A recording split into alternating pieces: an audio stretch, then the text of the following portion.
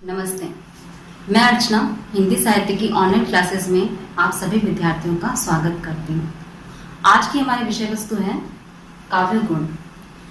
काव्य गुणों पर चर्चा करने से पूर्व आपको जानकारी होनी चाहिए कि काव्य गुण का हमारे काव्य में क्या महत्व है। ऐसा माना गया है कि काव्य रस काव्य के महत्व को बढ़ाते हैं और उन्हीं रसों को उत्कृष्ट करने वाले जो तत्व होते हैं वे काव्य गुण माने गए हैं।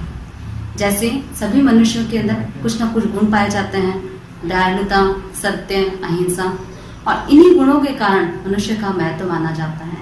तो उसी प्रकार से काव्य के भी कुछ गुण होते हैं, उन गुणों के कारण काव्य हृदय स्पर्शी बन पाता है। तो काव्य गुणों का काव्य में क्या महत्व है और काव्य के गुणों के बारे में विभिन्न आचार्यों ने किस प्रकार से व्याख्या की है, इसकी जानकारी लेने के लिए सर्वप्रथम हम काव्य गुण की परिभाषा पर नजर डालेंगे। काव्य गुणों के बारे में आचार्य वामन ने जो परिभाषा दी है उस पर चर्चा करेंगे कि काव्य के शोभाकारी या आकर्षक धर्म गुण हैं। अर्थात आचार्य वामन का मानना था कि काव्य के अंदर काव्य की जो शोभा है वह काव्य के गुणों को जन्म देती है और यही आकर्षक धर्म जो काव्य को प्रभावकारी बनाते हैं वे गुण माने गए हैं। इसके पश्चात आचार्य मम्मट की परिभाषा पर विचार करेंगे। आचार्य मम्मट का मानना था कि रस के उत्कर्ष के कारण रूप धर्म गुण है। अर्थात काव्य के अंदर जो रस पाए जाते हैं उन रसों का उत्कर्ष करना अर्थात उनको बढ़ाने का जो धर्म है वो गुणों के अंदर मौजूद होता है। काव्य गुण के बारे में विभिन्न आचार्यों ने अपनी अपनी परिभाषा दी थी और उन्होंने काव्य के गुणों पर विश्लेषण करते समय काव्य गुणों के अनेक प्रकार बताए थे। उन प्रकारों पर चर्चा करेंगे। आचार्य वामन ने समस्त काव्य पर जब विश्लेषण किया तो उन्होंने काव्य के 20 गुण बताए। आचार्य भरत व दंडी ने काव्य के गुणों की संख्या 10 मानी थी, तो वहीं आचार्य कुंतक ने काव्य के गुणों की संख्या 6 मानी थी। इसके पश्चात आचार्य आनंदवर्धन ने काव्य के गुणों की संख्या 3 मानी। लेकिन इन सभी आचार्यों के बाद अंत में जिसके मत को सर्वमान्य माना गया था वो थे आचार्य मम्मट। आचार्य मम्मट ने इन सभी आचार्यों के मतों के अनुसार जो गुण माने गए थे उनका सब समाहार मात्र 3 गुणों के अंतर्गत कर दिया। तो अगर हम चर्चा करेंगे काव्य गुण के प्रकार पे तो काव्य गुण 3 प्रकार के माने गए हैं। अब अगर हम ये प्रश्न उठाते हैं कि काव्य के गुणों को 3 प्रकार का माना गया है तो उसके पीछे हम क्या आधार मानते हैं, इस आधार पर चर्चा करते हैं कि साहित्य के अंदर एक शब्द का प्रयोग होता है सामाजिक अथवा सहृदय। सामाजिक या सहृदय कहा जाता है पाठक अथवा श्रोता जो कि काव्य को पढ़ रहे हैं या फिर काव्य को देख करके उसकी अनुभूति कर रहे हैं, वे सामाजिक या सहृदय कहलाते हैं। तो सामाजिक और सहृदय के चित्त पर अर्थात उनके हृदय पर काव्य का 3 प्रकार से प्रभाव पड़ता है। मतलब कि अगर हम काव्य के 3 गुण मानते हैं तो उन गुणों का सामाजिक से पाठक से क्या संबंध है कि उनके चित्त पर उसका 3 प्रकार से प्रभाव पड़ता है। यह 3 प्रकार का प्रभाव कैसे माना जाएगा? सर्वप्रथम है द्रुति। द्रुति का अर्थ होता है पिघलना, अर्थात काव्य को देख करके पढ़ करके सुन करके पाठक का हृदय अगर पिघल जाता है, वो बिल्कुल भावुक हो जाता है, उसको पढ़ करके रोने लग जाता है या फिर उसके हृदय में प्रेम के भाव जागृत हो जाते हैं, तो इसे कहते हैं उसके हृदय का पिघलना।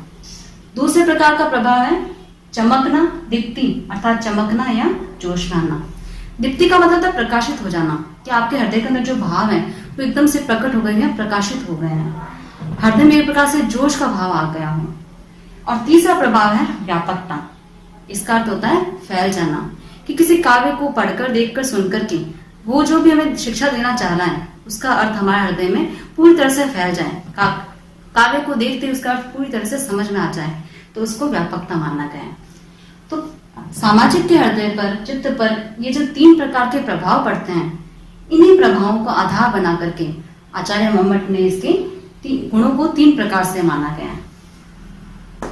माधुर्य गुण, ओज गुण एवं प्रसाद गुण। आचार्य मम्मट ने जिन काव्य गुणों की चर्चा की है उसमें हम सर्वप्रथम माधुर्य गुण पर चर्चा करेंगे। अब जैसा कि इस नाम से पता चलता है माधुर्य का अर्थ है मिठास अथवा मधुरता। इस शब्द से पता चलता है कि जिस भी काव्य को पढ़कर सुनकर देख करके पाठक के हृदय में मधुरता का संचार हो जाए, पाठक का हृदय द्रवीभूत हो जाए, तो इस प्रकार की रचना में माधुर्य गुण पाया जाता है। जिस रचना को पढ़ने या सुनने से पाठक या श्रोता का चित्त द्रवित हो उठता है, वहां माधुर्य गुण पाया जाता है। अर्थात ऐसी रचना जिसको पढ़ करके, सुन करके, देख करके पाठक अथवा श्रोता का हृदय द्रवित हो उठता हो, उस प्रकार की रचना में माधुर्य गुण पाया जाता है। अब आगे हम देखते हैं कि आखिर इस रचना को कैसे पहचाना जाए और किस प्रकार की विशेषताएं पाई जाती है माधुर्य गुण में, तो उस पर चर्चा करेंगे। सर्वप्रथम तो यही विशेषता पाई गई है कि इसमें हृदय आनंद से द्रवीभूत हो जाता है, अर्थात पाठक को अपने हृदय में स्वतः आनंद का संचार होना महसूस हो जाता है।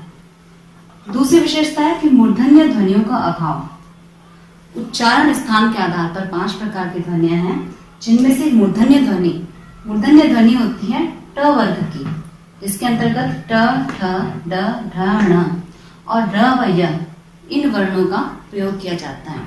तो जहां भी जिस भी रचना में माधुर्य गुण पाया जाता है, वहां पर इस प्रकार की ध्वनियों की कमी देखने को मिलती है। ऐसा नहीं कह सकती बिल्कुल नहीं पाई जाएंगी, लेकिन हाँ, इस तरह की रचना में इनकी कमी देखने को मिलती है। आगे देखेंगे हम कि इस प्रकार की रचना जिसमें कि माधुर्य गुण पाया जाता है, वहां पे सांसिक पदों का अभाव। सांसिक पद कुछ लंबे होते हैं, बड़े होते हैं, जबकि इस तरह की रचना में अल्प छोटे पदों का प्रयोग किया जाता है। इसके साथ ही संयुक्त अक्षरों का अभाव। हिंदी वर्णमाला में जो छ, त्र, ज्ञ, श इस प्रकार के जो संयुक्त अक्षर पाए जाते हैं, इन संयुक्त अक्षरों का माधुर्य गुण से संबंधित रचना में अभाव पाया जाता है। अब प्रश्न ये बनता है कि आखिर माधुर्य गुण की रचना किन किन रसों में पाई गई है, तो इस पर भी सब चर्चा करेंगे कि श्रृंगार रस, भक्ति रस, वात्सल्य, करुण एवं हास्य रस, इस तरह की अगर जो भी रचना होगी तो उसके अंतर्गत माधुर्य गुण अवश्य पाया जाएगा। श्रृंगार का मतलब है कि जब भी पति पत्नी या फिर स्त्री पुरुष के मध्य प्रेम संबंध को दर्शाया जाता है तो वहां श्रृंगार रस का प्रयोग होगा। जब ईश्वर के प्रति प्रेम को दर्शाया जाता है तो वहां भक्ति रस का प्रयोग होता है। जब किसी बच्चे के प्रति माता पिता का प्रेम दर्शाया जाता है तो वहां वात्सल्य रस का प्रयोग होता है। जब किसी दृश्य को देख करके, सुन करके आंखों से आंसू प्रवाहित होने लगे तो वहां करुण रस का प्रयोग होता है। और जब किसी घटना को देख करके अचानक ही हंसी फूट पड़े तो वहां पे हास्य रस का प्रयोग होता है। तो जो भी रचना इस प्रकार के रसों से संबंधित होगी उसमें भी माधुर्य गुण पाया जाएगा। अब हम इसका एक उदाहरण देखते हैं, जिसको पढ़ करके आपको स्वतः महसूस हो जाएगा कि यह माधुर्य गुण की रचना है। अब देखिए, श्री कृष्ण का एक उदाहरण है कि मंद मंद मुरली बजावत अधर दरे, मंद मंद निकस्यो मुकुंद मधुवंते। अब एक मंद मंद इन स्वरों को अगर आप देखें, इस अक्षरों को आप देखें, तो इनको पढ़ने मात्र से हमें हमारे हृदय में एक मधुरता का संचार हो रहा है।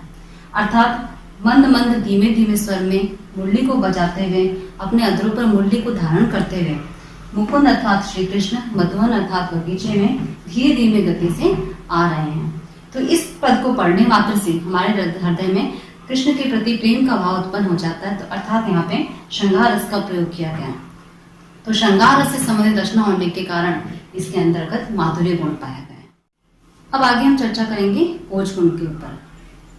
ओज शब्द का अर्थ होता है तेज, प्रकाश, दीप्ति, उत्साह, वीरता, तेजस्विता।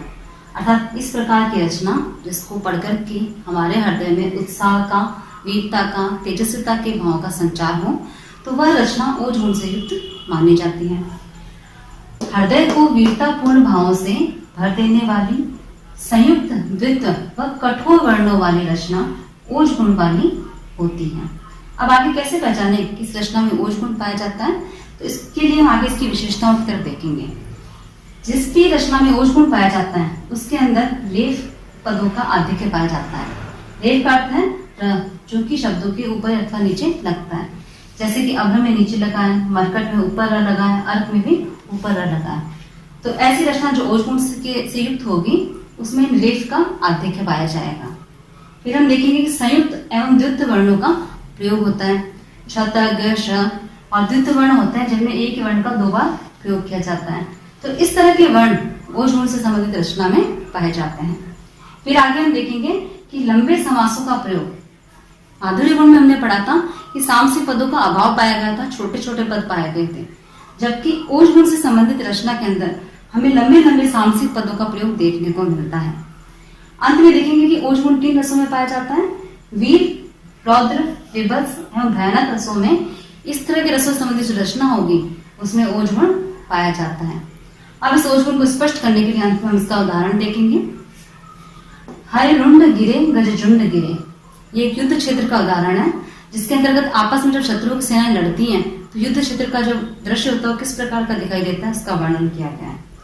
हरिरुंड गिरे गजजुंड गिरे, कटकट अग्नि पर मुंड गिरे, भूपर है विकल वितुंड गिरे, लड़ते लड़ते हरिजुंड गिरे।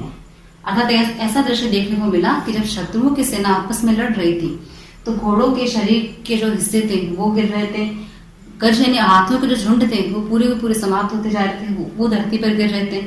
इन सभी के जो मुंड थे, जो मस्तक थे, वो धरती पर गिरे हुए दिखाई दे रहे थे।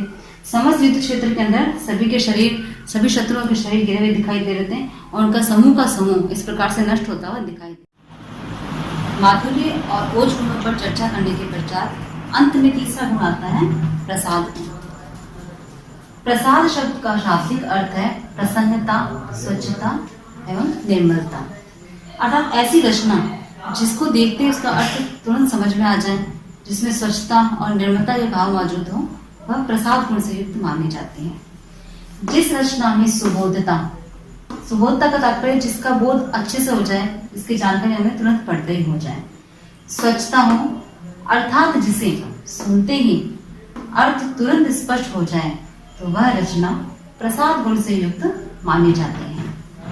अब प्रसाद गुण की रचना को समझने के लिए हम एक उदाहरण देख सकते हैं कि जिस प्रकार से जो सरोवर का जल होता है, यदि वह जल बिल्कुल स्वच्छ और निर्मल हो तो उस जल के तले में जो भी मौजूद होता है वो हमें साफ और स्पष्ट दिखाई दे जाता है। उसी प्रकार से प्रसाद गुण से संबंधित रचना को पढ़ते ही उसके अंदर जो अर्थ निहित है वो हृदय में तुरंत ही स्पष्ट हो जाता है, हृदय में उस अर्थ का तुरंत ही प्रसार हो जाता है। अब देखते हैं प्रसाद गुण की रचना में क्या विशेषताएं पाई जाती हैं। कि काव्य में इसकी व्याख्या की जरूरत ना हो, कि जो भी रचना प्रसाद गुण से संबंधित है उसकी हमें व्याख्या करने की आवश्यकता नहीं होती। जहाँ सरलीकरण ना करना पड़े, अक्सर हम पद्य काव्य का सरलीकरण करते हैं, उसकी व्याख्या करते हैं, तो प्रसाद गुण से संबंधित रचना में हमें सरलीकरण की आवश्यकता नहीं होती। और तीसरी जो सबसे बड़ी विशेषता है वह काव्य में स्पष्टता। काव्य के जो भाव होते हैं बिल्कुल देखते ही स्पष्ट हो जाते हैं। काव्य को पढ़कर सुनकर श्रोता को तुरंत ही उसका अर्थ स्पष्ट हो जाता है। अंत में हम इसका एक उदाहरण देखते हैं। यह उदाहरण निराला जी की कविता भिक्षुक से लिया गया है, जिसमें भिक्षुक की स्थिति का वर्णन किया गया है। वह आता दो टूक कलेजे के करता, पछताता पथ पर आता। अब इस वाक्य को देख करके, इस पद्य को देख करके पाठक तुरंत समझ जाते हैं कि इसमें किसके बारे में बताया गया है कि एक भिक्षुक व्यक्ति है जो आता है और जब उसकी भूख पूरी नहीं हो पाती है तो उसके कलेजे के टुकड़े टुकड़े हो जाते हैं और फिर वापस से वह पछताता हुआ वापस अपने मार्ग पर निकल जाता है। तो इस प्रकार से प्रसाद गुण से संबंधित जो रचना होगी उसका अर्थ हमें पढ़ते ही तुरंत ही समझ में आ जाएगा।